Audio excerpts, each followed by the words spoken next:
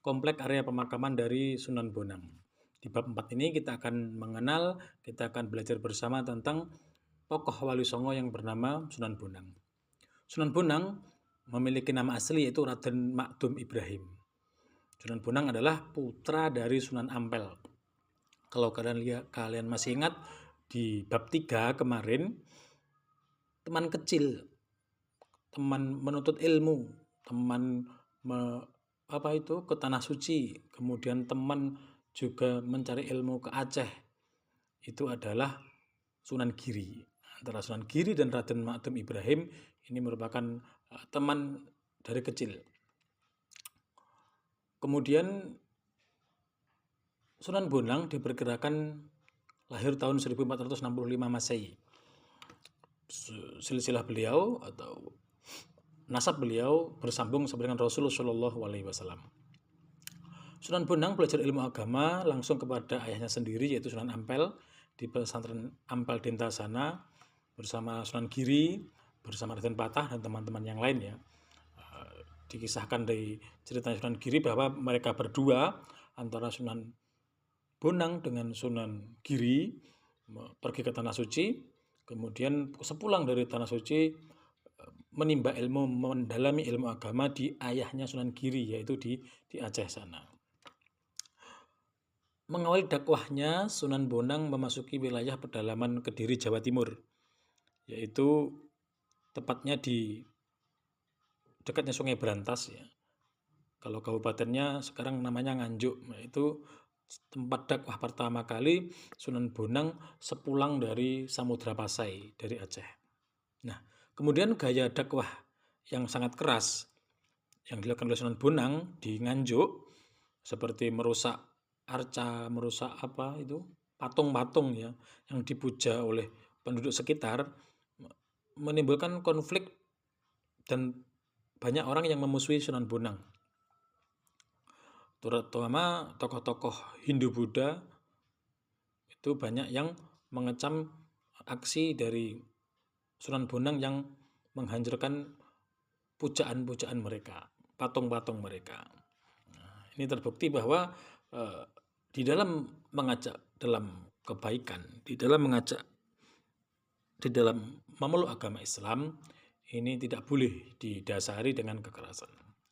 Jika kekerasan itu terjadi, ya yang ada hanya itu akan menimbulkan permusuhan dan tentu pasti mengalami kegagalan apa yang dia tawarkan.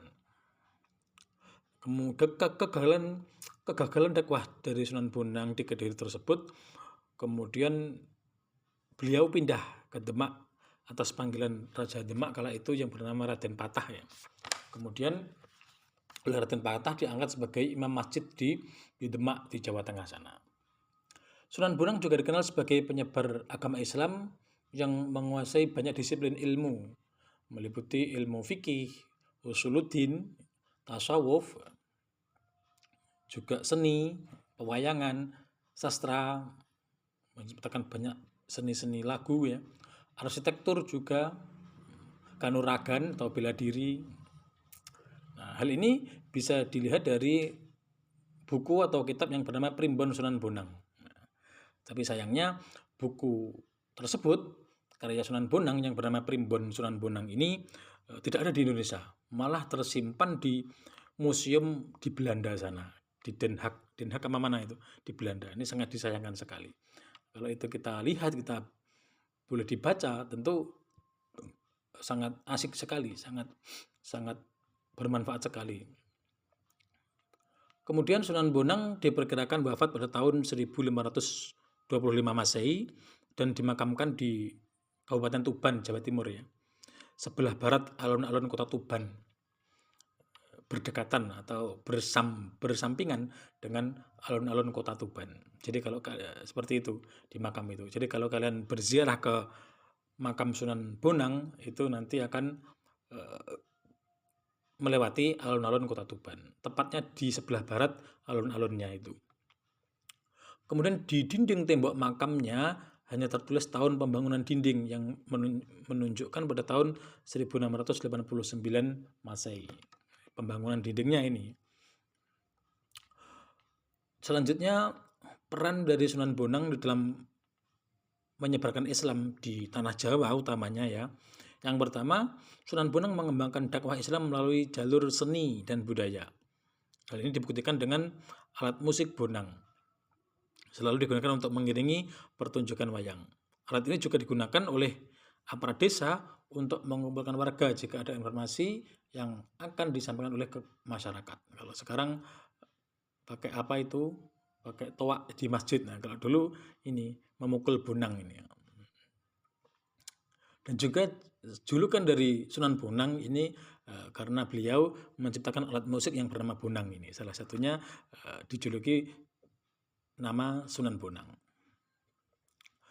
Selanjutnya, peran dari Sunan Bonang di dalam mengembangkan Islam yaitu memasukkan nilai-nilai keislaman pada tradisi masyarakat Jawa, pada tradisi Hindu utamanya ya. Kala itu masyarakat Jawa Hindu mengenal ritual bernama Pancamakara. Dalam ajaran Tantrayana yaitu sebuah upacara yang dilakukan dengan duduk mengelilingi makanan. Nah, di tengah-tengahnya ada seorang imam. Kalau orang Hindu menyebutnya namanya Cakreswara. Itu pemimpinnya ya. Kemudian membacakan mantra-mantra Hindu. Nah, melihat kondisi seperti ini, Sunan Bonang mengubah tradisi tersebut dengan memasukkan nilai-nilai keislaman. Tetap acara kumpul-kumpulnya tetap, makanannya juga tetap. Cuma yang dirubah adalah mantra-mantra itu diganti dengan zikir, diganti dengan doa, seperti itu. Selanjutnya, cara beliau atau peran beliau di dalam mengembangkan Islam di Indonesia adalah beliau menyebarkan dakwah melalui karya sastra bernama Suluk Wijil. Nah, ini tadi Ustadz sampaikan kitab Primbon Sunan Bonang, hasil karya tulisan dari Sunan Bonang yang memuat banyak ajaran tadi, ada usuluddin, ada fikih, ada tasawuf, ada kanuragan yang tersimpan di Belanda itu merupakan kitab hasil karya dari Sunan Bonang yang dikutip atau yang dinasakh dari kitab-kitab klasik seperti kitab Ihya Ulumuddin karya Al-Imam Ghazali, kemudian kitab Talkhis Al-Minhaj karangan Imam Nawawi dan lain sebagainya. Itu dikumpulkan oleh Sunan Bonang di kitab Primbon Sunan Bonang itu. Sayang sekali kitab itu ada di Den Haag, di Leiden, Universitas Leiden di Belanda sana. Kita tidak bisa lihat itu Primbon Sunan Bonang itu isinya seperti apa. Yang terakhir, sikap positif dari pribadi Sunan Bonang yang patut kita tiru. Yang pertama, beliau merupakan penyebar agama Islam yang gigih dan ulet, tidak pantang menyerah. Hal ini dibuktikan kegagalannya Sunan Bonang di dalam berdakwah di Kediri, yang dakwahnya terlalu memaksakan kehendak ya, itu dimusuhi orang-orang sana, tidak membuat Sunan Bonang patah semangat. Sunan Bonang tetap mengembangkan agama Islam, tetap berdakwah untuk menyebarkan agama Islam, tentu dengan cara yang lebih halus, yang lebih sopan, yang lebih toleransi. Seperti tadi dicontohkan, beliau tidak mengubah tradisi Hindu yang kumpul-kumpul kemudian makan-makan. Cuma yang dirubah adalah diganti dengan doa-doa Islam, zikir. Nah, itu merupakan perubahan dakwah Sunan Bonang untuk menarik minat masyarakat di dalam memeluk agama Islam. Yang kedua, Sunan Bonang merupakan seniman yang kreatif dan inovatif dalam mengembangkan media dakwahnya. Hal ini dibuktikan beliau menulis suluk berisi tembang ya, suluk itu ya, dengan pesan-pesan nilai keislaman. Juga mengembangkan dakwah Islam melalui lewat seni, pertunjukan wayang, dan juga kemampuan memainkan alat musik bonang dapat menarik perhatian masyarakat. Kemudian lambat laun masyarakat tertarik untuk memeluk agama Islam. Nah, ini dakwah beliau terbukti tidak memakai kekerasan. Yang terakhir, sikap positif dari Sunan Bonang yang patut kita tiru adalah beliau merupakan sosok penyebar agama Islam yang toleran di dalam berdakwah. Kegagalannya di dalam berdakwah di Kediri yang cenderung keras dan membuat masyarakat memusuhinya, itu membuat Sunan Bonang mengubah strategi dakwahnya. Yaitu yang pertama, memahami dulu tradisi yang digemari oleh masyarakat. Kemudian beliau memasukkan nilai-nilai keislaman dalam ritual agama tersebut tanpa merubah kegiatannya. Artinya kumpul-kumpulnya tetap, makan-makannya tetap. Yang dirubah adalah bacaan-bacaannya, diganti dengan zikir, dengan doa-doa seperti itu. Nah, mungkin itu yang bisa Ustaz sampaikan di dalam kisah Sunan Bonang ini. Harapannya yang pertama, kalian bisa meniru sikap positif dari Sunan Bonang. Beliau sosok yang pantang menyerah, kemudian kreatif, inovatif.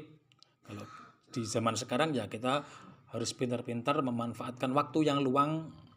Kemudian yang paling penting yaitu kita harus memiliki sikap toleransi kepada siapapun. Nah, mungkin itu. Terima kasih. Assalamualaikum warahmatullahi wabarakatuh. Komplek area pemakaman dari Sunan Bonang. Di bab 4 ini kita akan mengenal, kita akan belajar bersama tentang tokoh Wali Songo yang bernama Sunan Bonang. Sunan Bonang memiliki nama asli yaitu Raden Makdum Ibrahim. Sunan Bonang adalah putra dari Sunan Ampel. Kalau kalian masih ingat di bab 3 kemarin, teman kecil, teman menuntut ilmu, teman ke Tanah Suci, kemudian teman juga mencari ilmu ke Aceh, itu adalah Sunan Giri. Antara Sunan Giri dan Raden Makdum Ibrahim ini merupakan teman dari kecil. Kemudian Sunan Bonang diperkirakan lahir tahun 1465 Masehi. Silsilah beliau atau nasab beliau bersambung sampai dengan Rasulullah Shallallahu Alaihi Wasallam. Sunan Bonang belajar ilmu agama langsung kepada ayahnya sendiri yaitu Sunan Ampel di pesantren Ampel Dentasana bersama Sunan Giri, bersama Raden Patah dan teman-teman yang lain ya. Dikisahkan dari cerita Sunan Giri bahwa mereka berdua antara Sunan Bonang dengan Sunan Giri pergi ke Tanah Suci, kemudian sepulang dari Tanah Suci menimba ilmu, mendalami ilmu agama di ayahnya Sunan Giri yaitu di Aceh sana. Mengawali dakwahnya, Sunan Bonang memasuki wilayah pedalaman Kediri, Jawa Timur, yaitu tepatnya di dekatnya Sungai Berantas ya. Kalau kabupatennya sekarang namanya Nganjuk, yaitu tempat dakwah pertama kali Sunan Bonang sepulang dari Samudra Pasai dari Aceh. Nah, kemudian gaya dakwah yang sangat keras yang dilakukan oleh Sunan Bonang di Nganjuk seperti merusak arca, merusak patung-patung ya yang dipuja